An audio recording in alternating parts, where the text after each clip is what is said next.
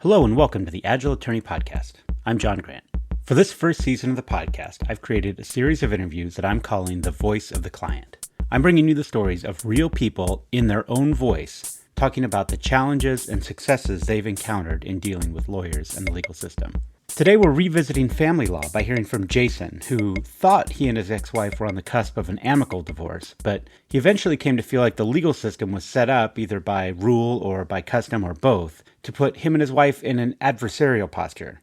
As he puts it later in the interview, it was not a contentious divorce, but it was a contested one, and it became more contentious as time went on, which fueled the fire and kept it going.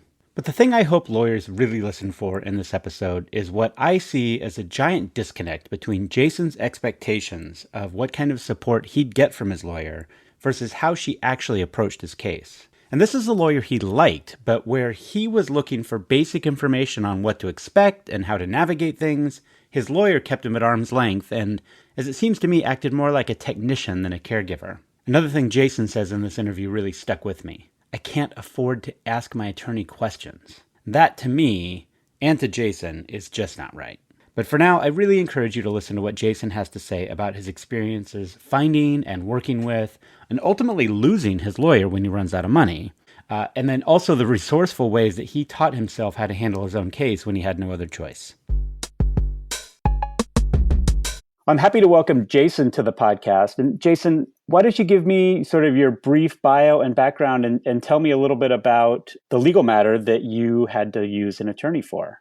Okay, so as you said, my name is Jason. I'm from Western Massachusetts, a small town, Orange, Massachusetts. Right now, currently, I don't know if I want to call it my profession, but what I do to make money, I'm a maintenance technician. I'm at an industrial plant. So that's what I've been doing for a living for about the past 10 years. As far as what brought me to needing counsel to search for a lawyer was I ended up in a divorce. And in the course of that divorce, we tried to mediate it. We had hired a lawyer to go through the mediation proceedings with us. And I ended up not liking the terms that got laid out for me. So it turned into a contested divorce. At that point, wow. I started to search for a lawyer. So that's what brought me to seeking a lawyer. Right. I'd love to learn a little bit about your take on the mediation process, if that's an okay place to start. I mean, tell me, like, what was your thinking or your ex-spouse's thinking when you felt like hiring a mediator was going to work for you? We were both going into it blind. This is both of our first marriages. Neither of us have been through divorce before. So yeah, we were both largely blind as to what to expect, what the possible legal ramifications might be of this, everything that goes along with it. We'd never given it any thought before we hired the mediator. And so I can't speak for my wife or my ex-wife, but I can speak for myself, is that I kind of thought that the mediator was going to walk us through the divorce process, the mediation process, step by step, and basically help us mediate our divorce. And what it actually turned out to be, in my opinion, was it seemed, and I guess this is my biased opinion, it seemed almost like forcing me to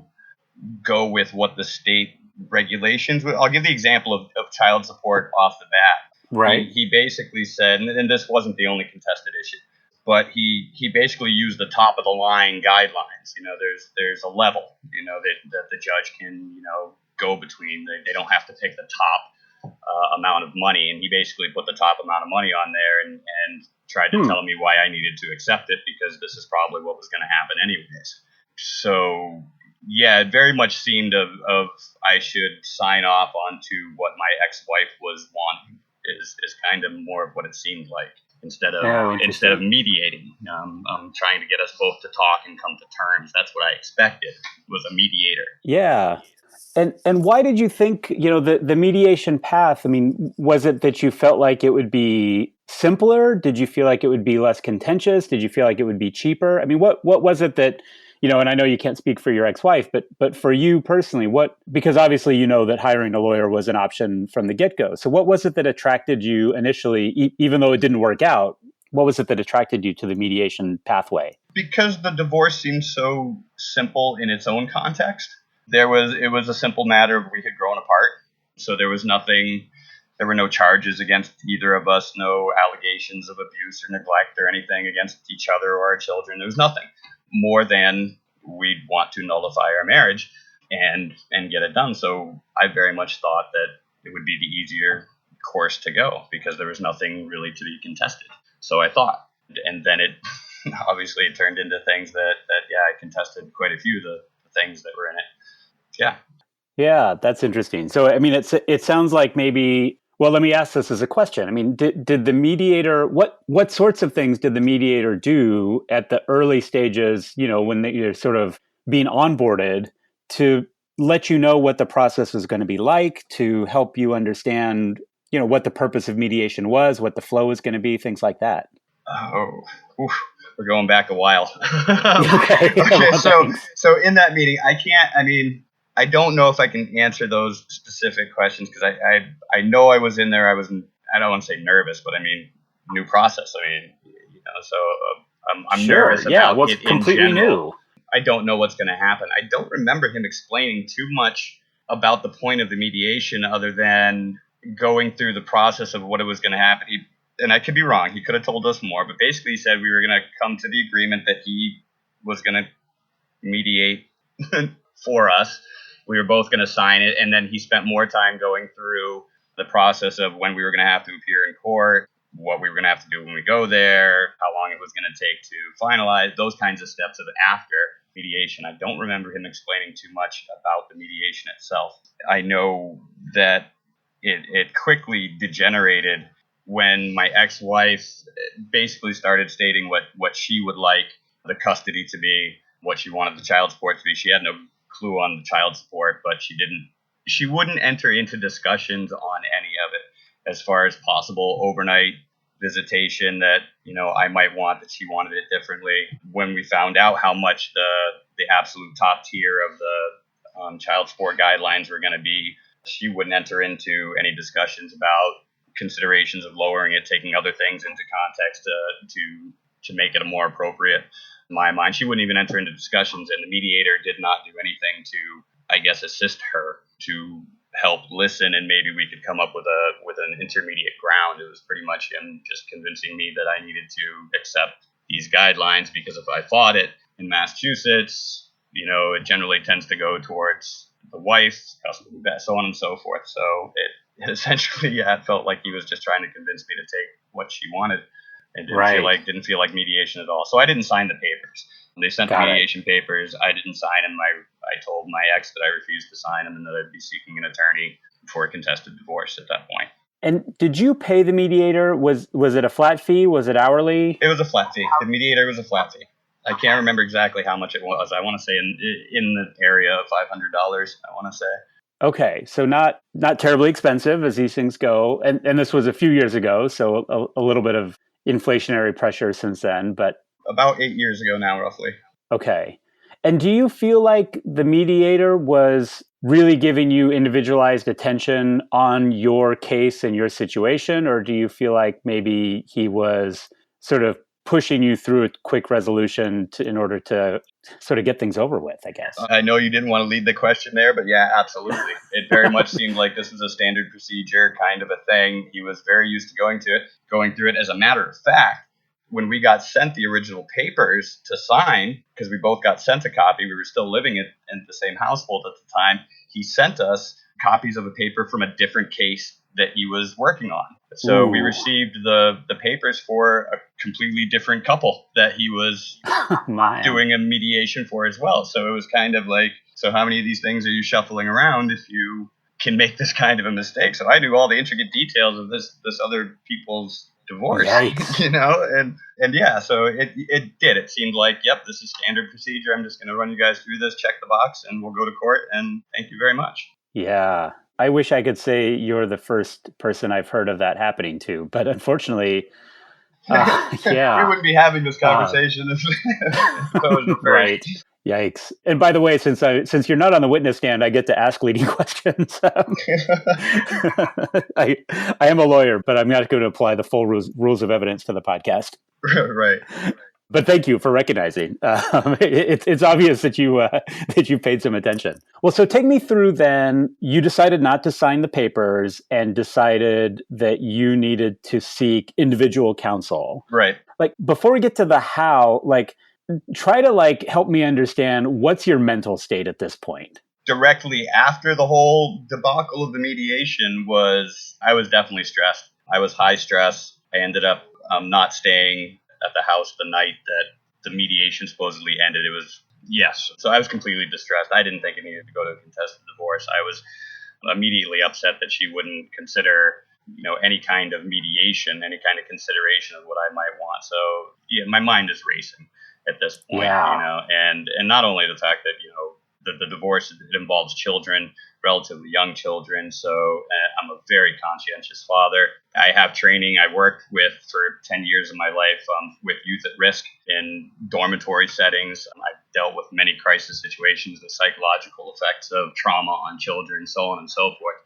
So I was very well versed in that. So I'm concerned about that in itself, the mere fact that, okay, we're going to get divorced. And I'm thinking about, how to deal with my children in this as best as possible. Now I have to all of a sudden deal with a contested divorce and spending money I don't have, and what's it going to lead to, and trying to move out. And high stress. Right. Very, very high stress. Yeah, and it sounds like multiple levels of stress. Oh, absolutely. In that mental state, you now have to find a lawyer to represent you. Did you ever consider doing it alone? No, not at first. No, because everything I had read about, every person I had talked to, some of them being lawyers, obviously, they basically said, do not represent yourself in a divorce, especially if the other spouse has a lawyer. You'll get crushed. You don't know you need somebody there representing you to go through it. Was the recommendation from, I think, just about everybody I asked. So no, I didn't consider it at all. I was going to get a lawyer to every bit of my ability. Yeah. And how did you go about finding a lawyer? I looked on ads. I consulted the Yellow Book, or the Yellow Pages, if you can remember those. So I went through all that kind of stuff. I called many lawyers. I remember I specifically wanted to focus in the Hampshire Valley area because it's much more of a progressive area. A lot of colleges, I figured I'd have a lot better luck getting a more progressive lawyer, because custody battles and divorces are known to be contentious, from what I'd been told.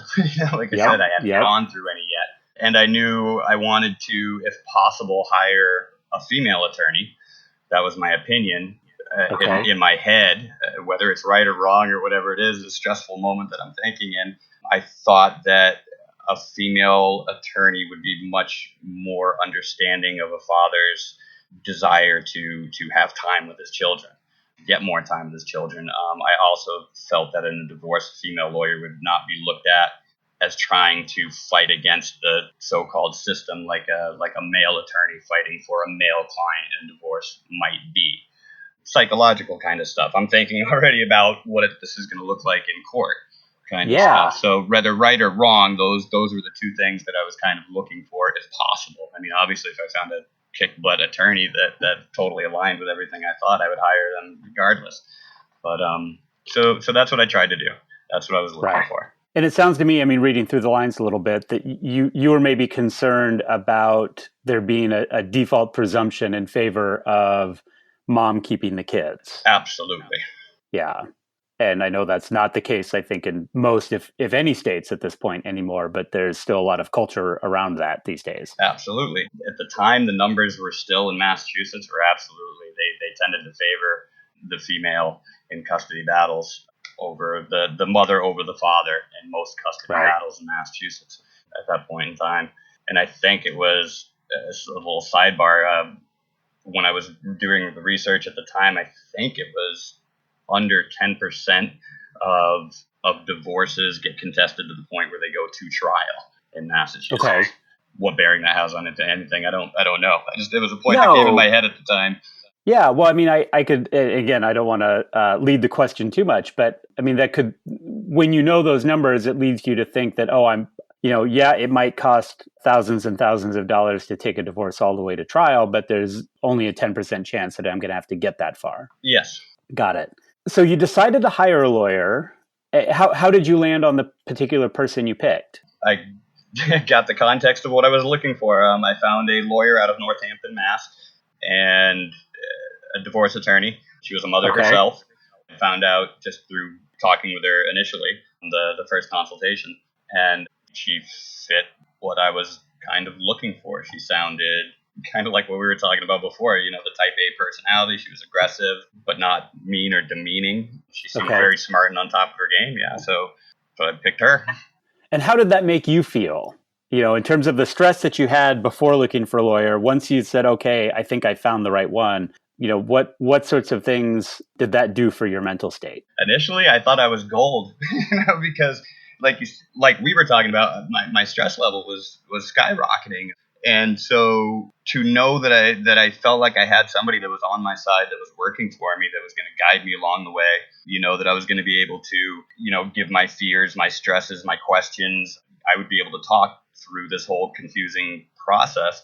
I thought I had my back, or they had my back. So I could completely pretty much let go of all that stress, because I knew I had somebody there working for me, working on this case, so I could forget about it, so to speak. Obviously, it's in the forefront of your mind every part of your day while you're going through it, whether you have an attorney or not. But I thought I could let go of a level of that stress. And initially I did. It was great until probably about 3/4 of the way through my retainer fee. Okay. And my retainer fee was about all I had at that point in time. So I lost counsel at that point once I lost that. But obviously I had concerns about the whole process going on, questions to ask her. So I would shoot her emails and ask questions. And a lot of times I wouldn't get responses, or I'd get late responses. And then at one point she ended up emailing me, and she said, I understand you're very concerned about this case and you have a lot of questions going on, but I need to make you aware that every time you email and I respond to you, I have to charge you money for my services. And that statement blew me away. That one was like, wait a second. I thought you were kind of my voice box here. It's like, I've got questions about my case going on. I didn't think there was a limit to the questions I could ask based on how much money I had. So that was an eye opener to me. So it basically said, so I can't afford to ask my attorney questions. Yeah, which is another way. I mean, if I'm interpreting this right, of saying I can't afford to let go of my stress. I have to hold more of it. Bingo.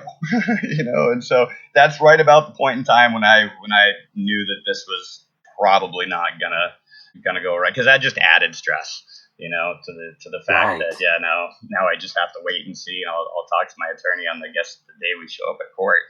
So. Yeah, and it's that particular, I often teach my own children, right, that there's nothing more disappointing to a human than unmet expectations. Yeah. And so, I mean, it seems to me that you had an expectation, and whether it was, and this is me thinking in the context of, so much of what I see in the lawyer literature, she actually, based on what you've just described, she executed the playbook as I understand it to be written, right? That we do, lawyers do charge by the hour, and time is money. But what I'm hearing is that it certainly wasn't your hope, but it also wasn't your expectation at the beginning of the representation. It wasn't made clear to you up front that, hey, every time you email me, it's going to be a 0.1 or a 0.2 on your bill. Exactly. No, I was definitely not aware of that. What were you aware of? I mean, thinking back again to the time when your hopes were up, or at least your stress was down, what sorts of things did that lawyer do to, set expectations or draw you a roadmap or help you understand, hey, this is how things are going to go? I can't remember the exact specifics. Like I said, it's been a long time. I only remember meeting with her personally outside of the court twice, once for the initial consultation, in-person consultation, and then one other time for a paper signing that I had to do at her office. So those are the only 2 times I saw her. She seemed very well versed in what I needed to do as far as, okay, so the custody thing. In Massachusetts, I had already researched this. In Massachusetts, until temporary orders are put into place, it is assumed that it's going to be 50-50 custody unless there's a degree of danger or something like that that can be recognized. So basically, I laid out my guidelines for how I was going to have the custody and the visitation go before we got temporary orders, before we even hired lawyers. So side note, I work 12-hour shifts, a bi-weekly schedule. So my personal work schedule at the time did not, and still does not allow for total 50-50, 1 week for 1 week kind of visitation schedule. So I was trying to set it up to where I could have my kids basically on every day that I have off, which is just about half the calendar year as far as calendar days go, not hours, calendar days, and set up overnights for one overnight during the week and overnights on weekends. So she seemed very well versed in what I needed to do for the best things in my interest to look good in court, essentially. Right. These are the things that you're going to want to do. You're going to want to start saving your grocery receipts and your check stubs. And the situation that I had moved into, there wasn't another bedroom immediately available for my kids. So I was sleeping downstairs and I was letting the kids have the only one room. I was redoing the room that they were going to have for their room at the time. And she said, basically, you need to make that happen immediately. She said, you need to go out and buy beds for your kids. You need to get that room done. You need to get them in there. You need to be able to show the court. So that kind of thing that she seemed very well versed in, not only the process of the law, but what I was going to need to do to look the best in the eyes of the court as far as, yes, this father deserves the right to have this time with his children. So initially, felt great. She seemed like, yeah, okay, I'm on it. I'm going to Sears. I'm buying mattresses. Like, I'm getting a bunk bed. I've got paint and off I go. So that felt good. That felt reassuring and very empowering. That was how she kind of initially put my mind at ease. Got it. But it sounds to me, and I may, obviously this may not be the whole picture, but it sounds to me that maybe she focused a little bit on some of the, highly technical, in the weeds action items for you to take care of, but didn't necessarily give you a strong sense of the big picture. Or is that a false assumption? I guess probably, maybe. I guess she didn't give any indication where she thought that it might go to trial. She didn't say this kind of stuff explicitly to me, not that I remember at least. It very much seemed like she was used to the process as it was. We're going to mediate this in court. Yes, it's contested, but we're going to end up coming out of the court without having to go to trial. It seemed like that was more of what she was gearing up for, the short haul, not the long haul. Right. Okay. And let me jump backwards just a little bit. Tell me about the fees that she charged and the retainer that you put up. To gain her services, it was $5,000 flat out. And that was a retainer, not a flat fee. Yes. That was a retainer. So the way I understand retainers is, you give this out until it's used up, and then you start getting billed. And that's was my understanding of it, simply. I guess. So that's what it cost. I had to sell my motorcycle to do that. So I'm not rich. I don't have money in the bank. There's not. Yeah, we're okay, but we're not well off. At this point in time in our lives. So we didn't have any extra cash saved off. Plus, I just moved out of my house. So I've got new rent. I've got all this new kinds of stuff going on. I just had to buy a stove and a refrigerator and all kinds of things. So I sold my motorcycle to hire the lawyer, and that was how I got the money. And that ran out. I had no more money. So I had no more lawyer at that point. And was it at all clear to you when you signed that engagement and made that first check that that's how it was going to go? I can't remember. I think she might have been one of the ones, and I can't be necessarily quoted on this. She might have been one of the ones that kind of clued me in to begin with that very few divorces go to the full extent. I think she may have laid it out for me as far as what her expectations of how this were going to go, and I don't remember her expectations being a trial. So maybe she thought that the $5,000 would cover, whatever services she was going to have to render or not. I do know it was not made clear to me that I would possibly have to be spending more than $5,000. I remember that. Got it. Okay. So you had the belief, whether in retrospect it was valid or not, that $5,000 should get you through it. Right. So then tell me about how, I guess, where were you in the case, but more importantly, like, how did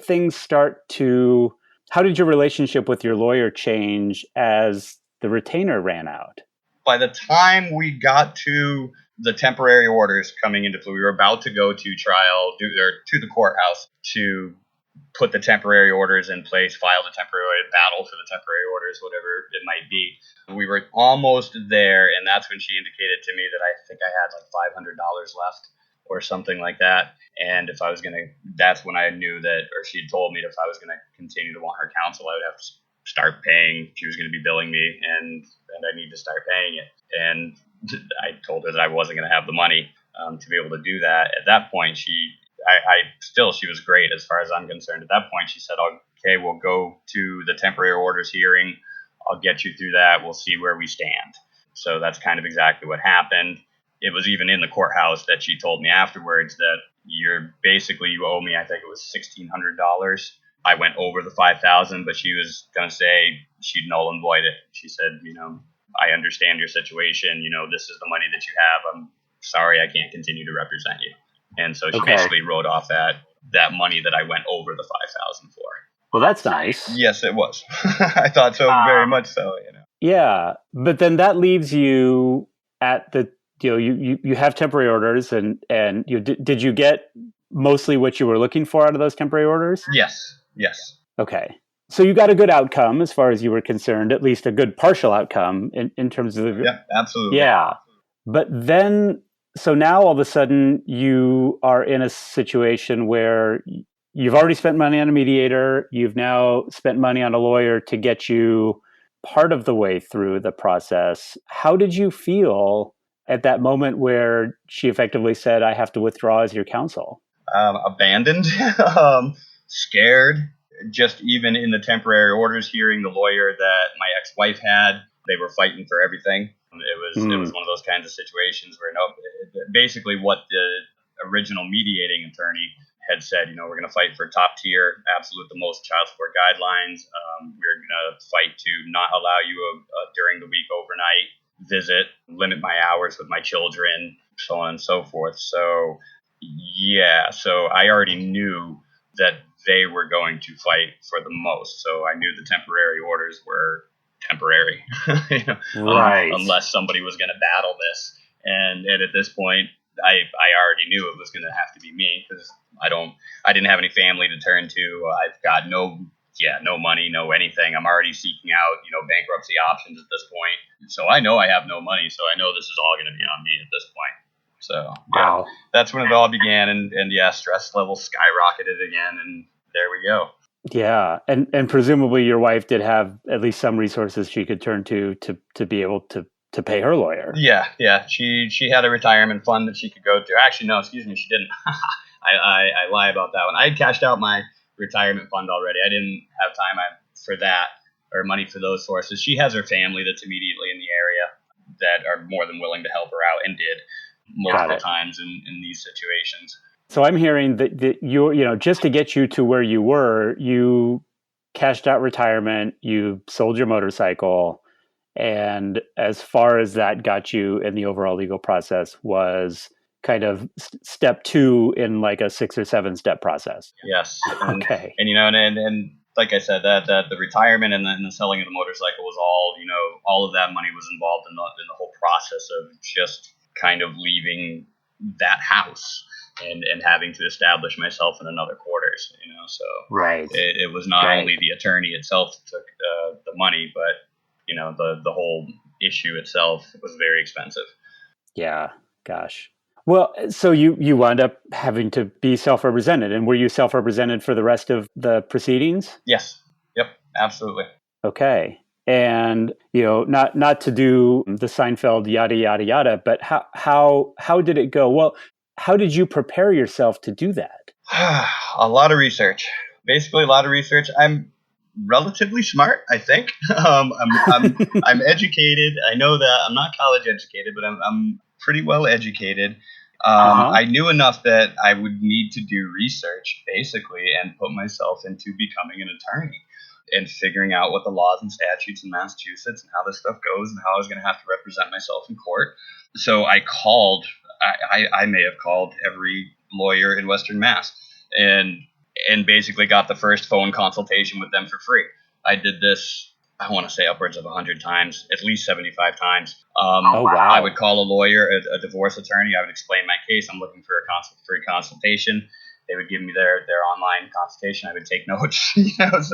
So I did this a lot and got a lot of attorneys' viewpoints on my initial case and started doing research online. I got myself a library card to the law library at the Greenfield courthouse, so I could use materials there and research laws there and gain some assistance as far as filing the actual paperwork goes from the law librarian herself or himself. It happened to be a herself, so I got that help.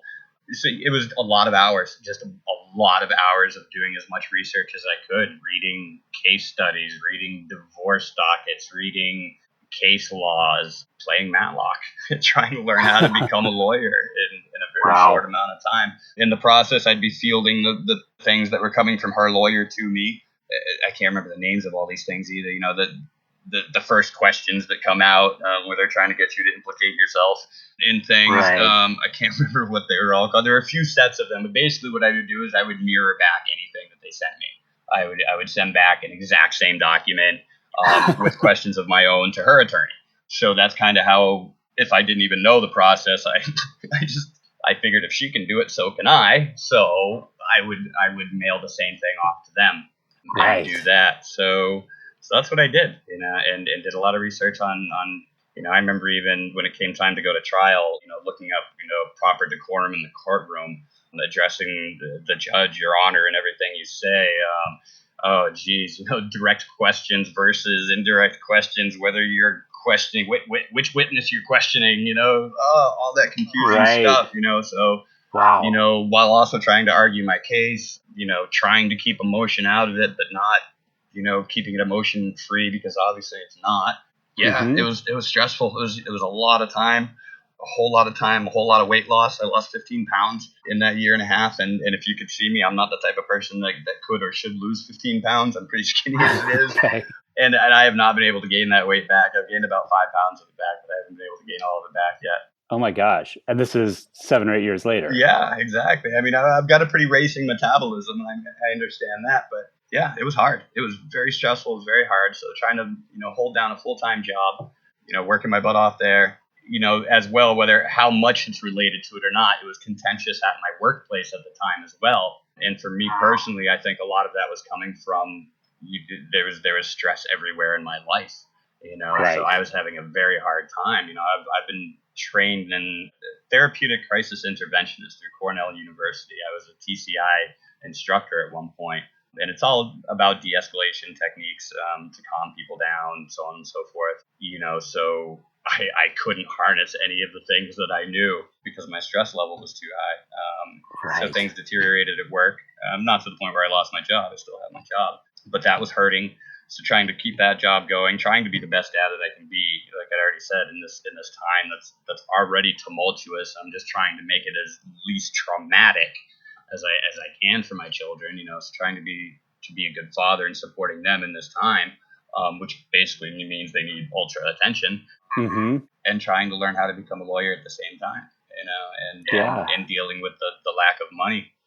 I'm kind of going back in my mind as we're sitting here, and it's like, I'm revisiting some of that stress. I'm almost starting to sweat a little. I'm sorry. That's fine. I don't mean to elicit that. But I get it. It was huge. It was hugely stressful, and many times broke down to tears, to fits of I don't say rage, but I mean like anger, just because you feel so out of control of anything that's going on. You feel like everything's being dictated to you, and the possibility that I might not get to see my children and be with my children as much as I can possibly be. That on top of it all. It was horrible. It was definitely the most horrible time in my life. I mean, I feel lucky to say I can't imagine. You nailed that. You can't imagine. That's kind of what brought me to Janet Dabrowski and the whole Niles team, where I guess you got me recommended from. There was a little pamphlet in the courthouse that said, "Have you ever had to represent yourself in a divorce?" And I said, yes. And they said, "We'd like to talk to you." And I was like, finally, somebody wants to listen to me. They want to listen to what I'm going through and how hard this is. And I was like, so I jumped on it. And I talked to them because, more because it was an outlet, more than anything, so having them as a resource, they wanted to talk to me, and friends as a resource was the only thing that kept me, somewhat sane through all of it. I think I'm pretty safe in assuming that the state of Massachusetts didn't have a lot of resources for you that were designed for self-represented divorcees. Exactly, not at all, and that was going to be my original point was the fact that there were not a whole lot of resources. I had the law library, okay, and I found out about the law librarian, and that was about it. That's all I had. And did you get, and I know this is, not necessarily their job, but did you get help from the clerks, from the judges, or was it kind of the law librarian and your own wits, which, by the way, your approach is incredibly clever. That I love that you were able to get advice from so many different attorneys. I'm sure that was interesting, although I bet there was a lot of conflict between what they told you too. Yeah, there were, it really, one thing it solidified in my mind was it was almost less to do with the laws that were on the books than the type of lawyer that was willing to fight for you and what they stood for themselves. Because I more than one attorney that was, I don't want to make it too short and simple, but basically give up, you're going to lose, because This is the way the laws are set up against you. I'll represent you if you want me to, but I don't think it's going to go your way. All the way to lawyers who were absolutely, I think you've got a stake in this and you should fight, for your rights as a father, What their ultimate goal was to want me to continue to fight, I don't know. That's subjective, but I ran the gambit through all those calls to all those lawyers. So it really did impress on me that it really doesn't come down to the law. It comes down to what the people believe who are going to represent you. Did you feel like at least some of those lawyers that encouraged you to fight might be encouraging because they thought you were going to keep paying their bills? At this point in time, I'd already kind of gained a skewed viewpoint on divorce attorneys specifically because of all the research that I was doing. Obviously, I was coming across all kinds of other information, and some of that was a lot of that. I don't want to call it conspiracy. I don't know what the other word is, but yeah, it's a hot money kind of area of law. Right. You basically need representation if you want to struggle your way through it at all. There's absolutely nothing to stop them from making it as contentious as possible to continue litigation.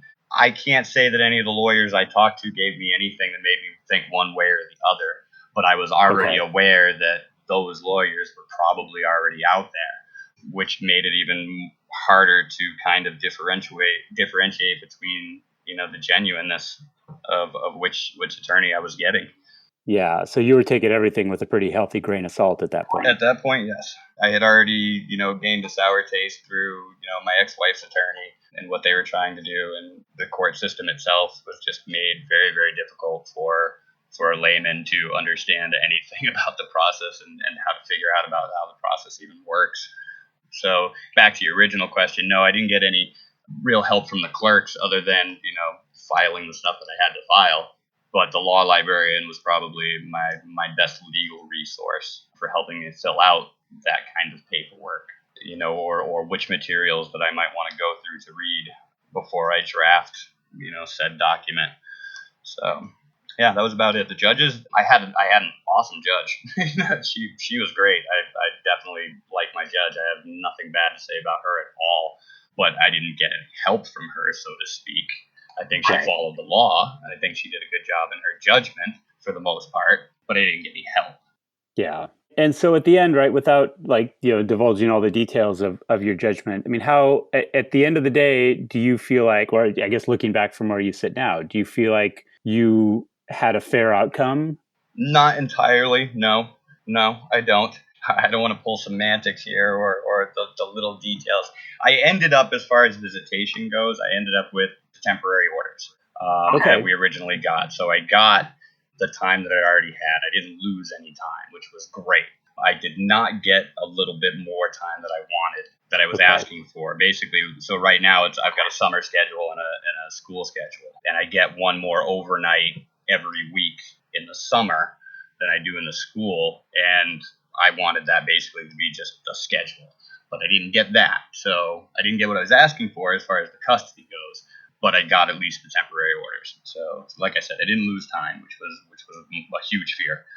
As far as the money goes, no, they ended up still getting on the high end. They didn't get the top tier, but they ended up still getting on the high end of the child support guidelines, which unless you want to start getting into the semantics of why and how to Massachusetts law, it's almost pointless, but it definitely was significantly higher than what I was asking for and what I was trying to prove, because I did have a substantial amount of time with my children. Yeah, well, and again, it's hard to extract the two, right? I mean, your sense of fairness is based on what you feel like you wanted, and presumably your ex-wife was represented throughout the entire process. Yes, I ended up going back to court a couple times to try to modify the guidelines 2 more times. One after the divorce was settled, I represented myself each time. I went back to try to modify those. She did not have a lawyer the first time that she tried to represent herself. In my humble opinion, I destroyed her. So I got what I was wanting. You had experience. Yes, and she is not exactly the type A personality. She cannot stand up in front of court. She's very easily intimidated, that kind of stuff. She's very much the type of person that should have an attorney. And then the second time she got an attorney, which was a vicious attorney. This woman knew everything, and she fought hard, and she was vicious. She verbally attacked me at one point in a meeting, and she flustered me on that one. She did her job so well that she kind of knocked me out of my realm, and I ended up not getting what I was asking for on that one. As a matter of fact, I got it increased. Boy, that's interesting. That was in front of a judge, or she? No, it was in front of. Apart from that, it was in front of a. I don't want to say a probation officer, but when you go to the probation department and you talk to, I don't know if it's the clerk, I can't remember, but there's a person that you talk to before you go in front of the judge, and it was basically a last-ditch effort, I guess, to try to mediate our talking points before we go in, and she just ended up, I made a comment, and she erupted to me, Mr. Drake, how dare you continue to interrupt me? How dare you? And she started listing off. And I kind of looked at the clerk and looked back at her, and I said, I apologize. Please continue on. I thought you were asking me a question. So she was very aggressive. Very aggressive. Yeah. Like I said, that one didn't go very well. Right. So I'm going to ask you some questions that I ask everyone as I'm closing up. And, I know we've maybe covered some of this, but if you had to do it all over again, would you work with the same, I guess, first mediator and then lawyer? The first mediator? Absolutely not. I gained a total sour opinion of him. We did get a second mediator. This didn't come out in the questions that you asked. I thought about it a couple times, but we didn't get to it. There was a second mediator because it was our first divorce case or something like that. I can't remember what, but there was a law saying that if you wanted to try to mediate this before you go to trial, Massachusetts will supply a mediator to you. So we took advantage of that. And at first I thought that was going to be great. It was looking good even, but that quickly degenerated as well. That mediator, though, I at least thought was trying to mediate, trying to find some common ground. So would I consider her again? Absolutely. For that second mediation, that was before you had a lawyer or after you had a lawyer? Oh, that was before I had a lawyer. Okay. And your wife, was that before your ex-wife had a lawyer? Yes. Okay. Yeah, we were both in there alone. Right. But she too that mediator didn't quite get you where you hoped to be. No, not at all. I was trying to argue the fact that temporary. Okay, so no. Let me go back a step. I had already had our lawyer when we got this mediator. We had already gotten the temporary orders. Okay. So I had already lost my lawyer. Got it. So I did not have a lawyer. This was in the context of the court case. Exactly. And my ex-wife did not have an attorney to represent her during that mediation. Okay. So I took the grounds that the temporary orders were the place to start, that we needed to find some place between the bottom and where the temporary orders were at to call middle ground. And that's basically not what they were trying to do. But like I said, at least that mediator gave the presumption. It seemed like she was trying to talk to both of us. It seemed like she was trying to get the both of us to come to some sort of agreement. Got it. Thinking back to your lawyer, while you had one, did your lawyer do a good job keeping you appraised of the status of your matter? Not particularly. No, I don't want to say she did. Okay. Did your case take longer than you expected, shorter than you expected, or about what you expected? Oh, way longer. I didn't understand why and how it should possibly have to take so long. It was like it took nothing to get married. It took nothing to have children, and and because of the fact that there was no property dispute, there was no money dispute. Like I said, there was no allegations of abuse or neglect or anything like that. It was not a contentious divorce in those circumstances, but it was a contested divorce, and it became more contentious as time went on, which I guess fueled the fire and kept it going. So yeah, I couldn't understand how this could possibly take so long and be so stressful of an ordeal. Yet it was. Wow. And I mean, it sounds to me like the process made it more contentious as you went on. Oh, absolutely. It got to the point where the contention was not only, with my ex and me feeling like she wasn't being able to come to the table with me. It also felt like, her lawyers were absolutely arguing for her to not come to the table for me. Or with me to possibly come up with a resolution, so it was contentious and stayed that way. So I had contempt for the whole system itself. I had contempt for my wife, who was not willing to in my eyes, come down to the real world and, let's deal with this like compassionate human beings, please. But it was almost like set up so the system almost provoked contention.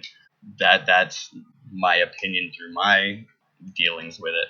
And it could be made a lot easier, the whole system could be made a lot easier. I fear, like I was originally going to get into when I was talking about getting involved with Niles and Janet Dabrowski and that whole institution for reforming divorce laws. I was saying, I consider myself relatively educated. I live in a poor Western community, where I'm not trying to insult my community, but there's not a lot of well-educated people around here. And so I'm trying to think of the people that I know, some of them having to do what I did. I don't know if they would have the ability to do it, or the willpower, right, or what it takes to, I guess, to try to do this fight the way that at least I did. So mm-hmm. how must these people get railroaded in a situation that I was in?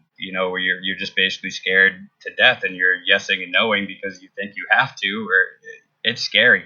So that's part of why I got involved with this kind of stuff. Is I hope nobody else has to go through this same kind of thing. There's so much legalese language that you have to know to be able to understand and interpret laws and statutes that go into filing a divorce and running through a divorce. It's mind-boggling. I mean, you have to read through it, multiple times just to get the gist of what the language is trying to say. So unless you're educated, the ability to misinterpret what the law might be trying to tell you is huge. Which is, I guess, why we need lawyers to begin with. But right. In a non-criminal situation, there's no criminals involved in this at all, unless there's charges being brought. It's a divorce, it's not, so wow. Yeah. So why make it so ridiculously difficult to nullify a marriage? I don't understand. Yeah. Well, Jason, I really appreciate you coming on and sharing your perspective and your story and reliving your stress, which I apologize for again. That's quite all right. It comes back now and again. It's not your fault. Yeah.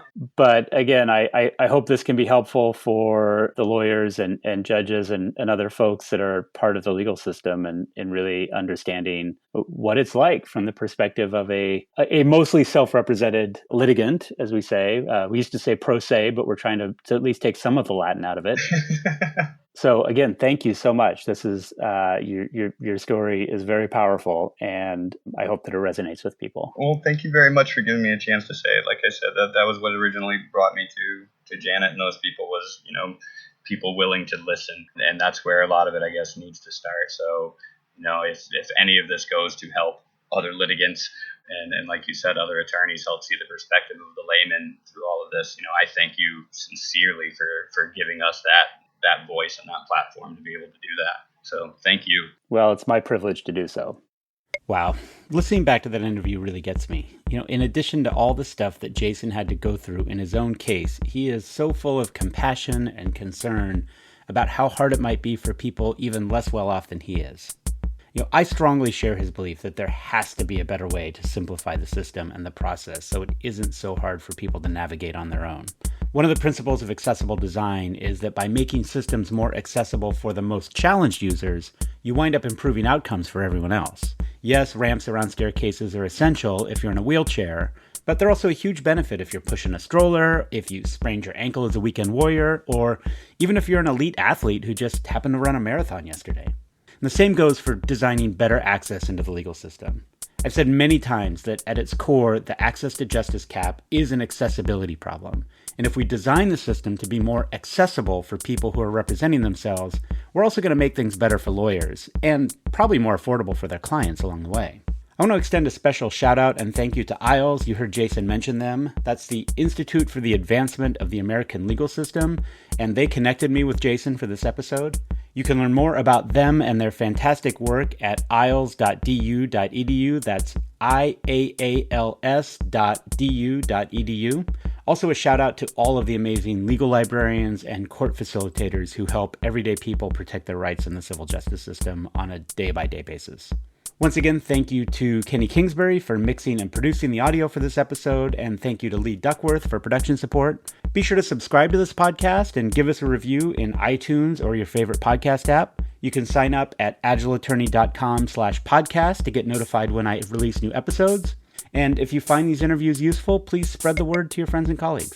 I'll be back soon with another Voice of the Client episode. Until then, be well and stay agile.